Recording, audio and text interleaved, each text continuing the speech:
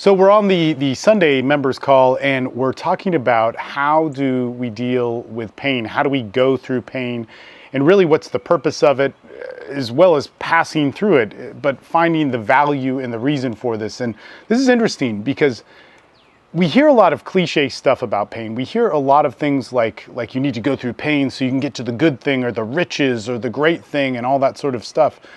And that's great and all. But if we're changing just so that we can get some sort of superficial reward, we're not changing with anything worthwhile. And so here's what I mean by that. A superficial reward is a socially taught reward. It's a reward that is based on society. And just to go down the rabbit hole a little bit here, is that when we don't believe in ourselves and when we can't define ourselves, we look to the outside world to define ourselves, which makes sense, right? So we look to what society will say a man is or what a woman is or what success is when we cannot find that in ourselves. And that makes sense. In many ways, that pursuit to find and to fulfill your urge, your ambition to be a better person is great. We look outside of ourselves. However, in our society, we don't have true leadership. We don't have true leadership of men. We don't have true leadership of women. We have a whole industry now of men and women who are posing as the image of what a leader is and all this sort of stuff. And when we get to that, the true telltale sign of knowing where somebody has not really gone to it, they're still, low on the ladder of self-development and those things. And we're all somewhere, nobody's perfect. We're all on it. I'm on it. You're on it. Technical difficulties. The person who who looks the best and can't, is the closest to God or enlightenment or whatever you want to call it, is still on that path. But when we are on that path and we look for what is the loudest, brightest social definition, we can almost be certain that we are at a place of one of the lower levels of where humanity is going to take you.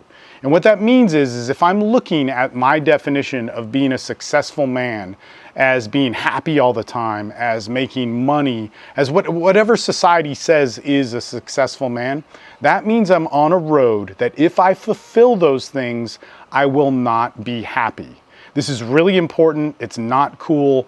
Nobody likes to look at this stuff, but this is really important. This is the true thing of, one of our society's biggest problems is that if we do not solve this, then we will constantly go around in a circle of trying to find whatever's bigger, brighter, and shinier, which then becomes a distraction from looking at anything.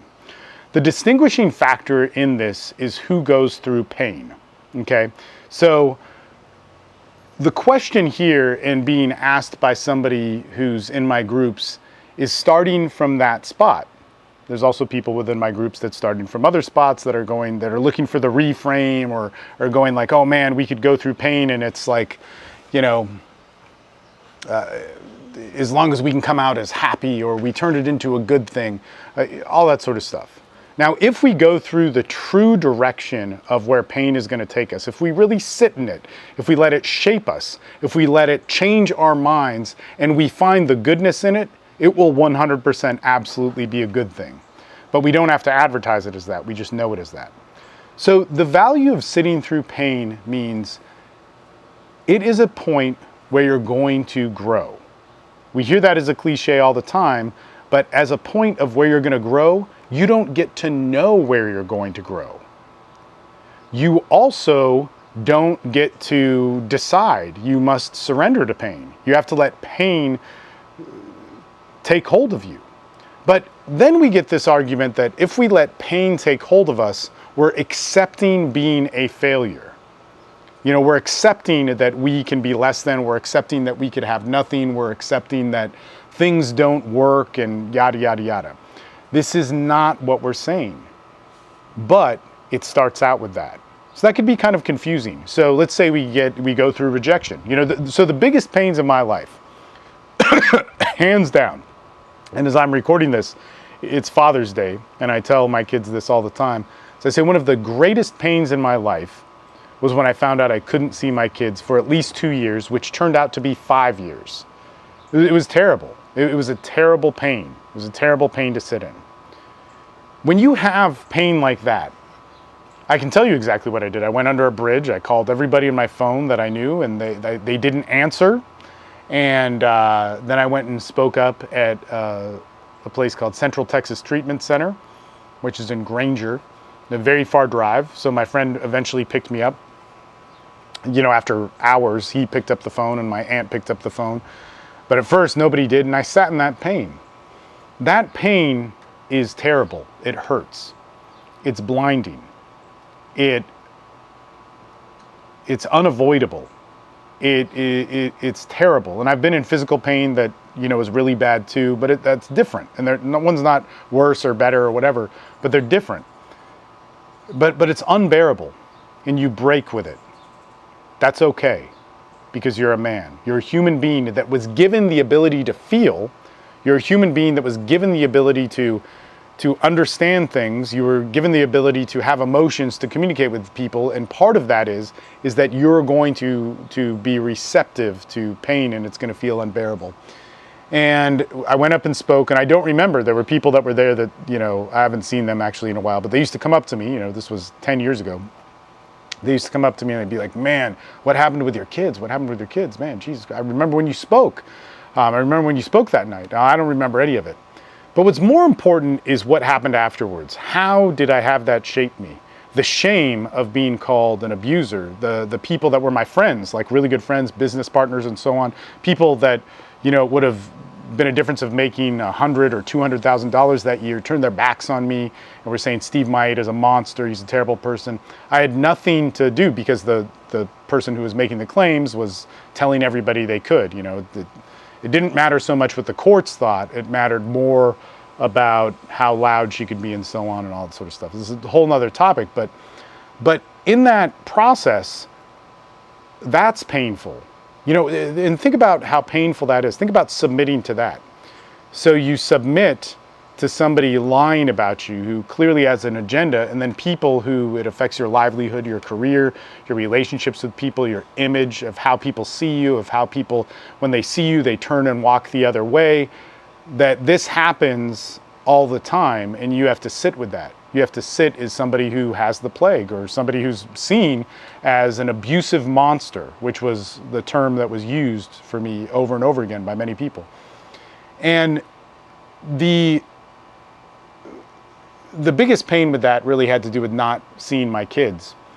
The greater pain with that exists today, which is now where I'm reintegrated with my kids. It's been, 5 or 6 years or whatever.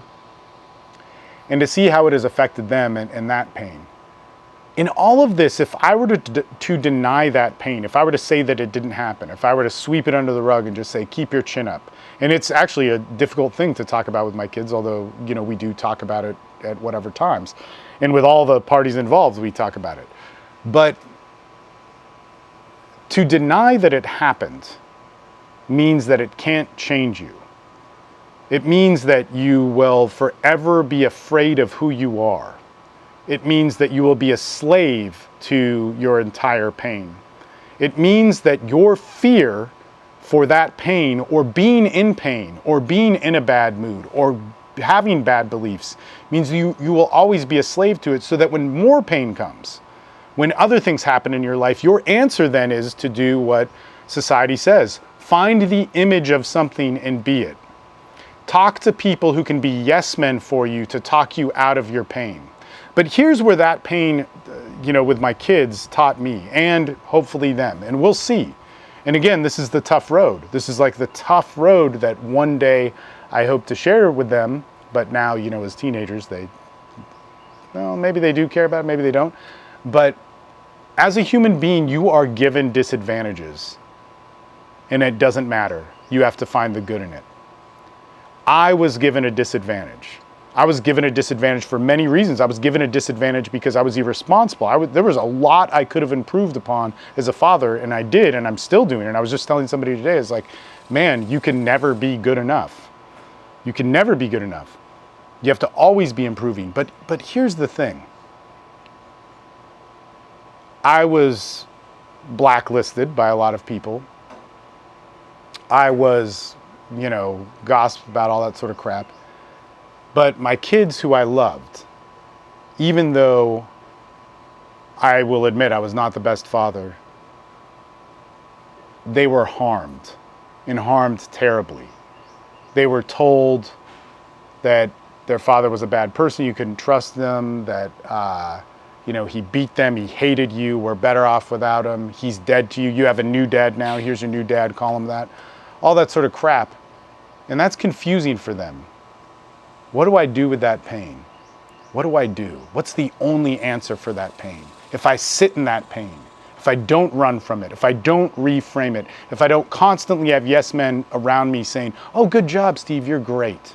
If I sit in that and I look for an answer and I face the responsibility of what I have, I face the responsibility, like you have to face the responsibility of your life. You have to face the responsibility of you facing your life without fear, or to be afraid, but stand with your own 2 feet and not try and distract yourself from what is in front of you. What do you come up with? You come up with love. You come up with compassion. You come up with the answer for the proper way of judging. Not judging for gossip or blame, but judging because something needs to be drawn in the sand so we can function. You come up with, how do we amend this? You come up with, how do I find myself? And see, in that, there's confidence. I didn't get confidence from people patting me on the back and saying I was doing a good job. Maybe if I was in a really bad state, I needed that, and there's days where that happens. I got confidence from living through times in my life that were extremely difficult and facing them, scared out of my mind, failing in front of the most amount of people that I can imagine, yet knowing I could still be myself. And to you out there who's in pain and wants to change, and you bought into the whole hero element of things, you don't always get to be the hero. And if you get some of that grace in your life, it will only make you weak if you buy into the idea that that somehow gives you fortitude and whatever in life. See, in life, we're humble towards all things. We're humble towards what is put in front of us. We're given bodies, we're given life, we're given air and water and food, all for free. We have to pay for food and all that sort of stuff and whatever, but the world provides that for free. This is ours to have. And part of that path that's given to us for free is that it will be given pain. And when we get into the noble ideas of what humanity is about, what masculinity is about, what even femininity, what human beings are about, is that we have the choice to determine who we are. We have the ability to build law. We have the ability to build society. We have the ability to build our lives.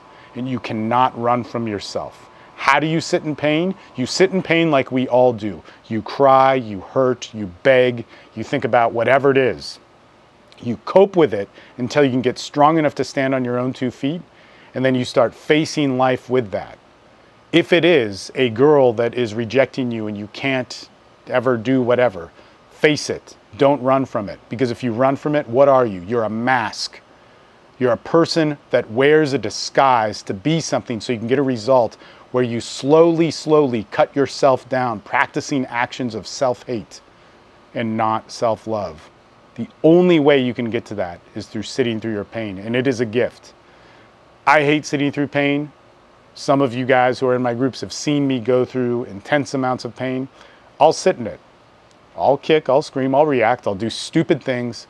I'll do things which, people may not understand, but that is what makes you strong. What makes you weak is trying to look strong when you're afraid for your life and you're running from something.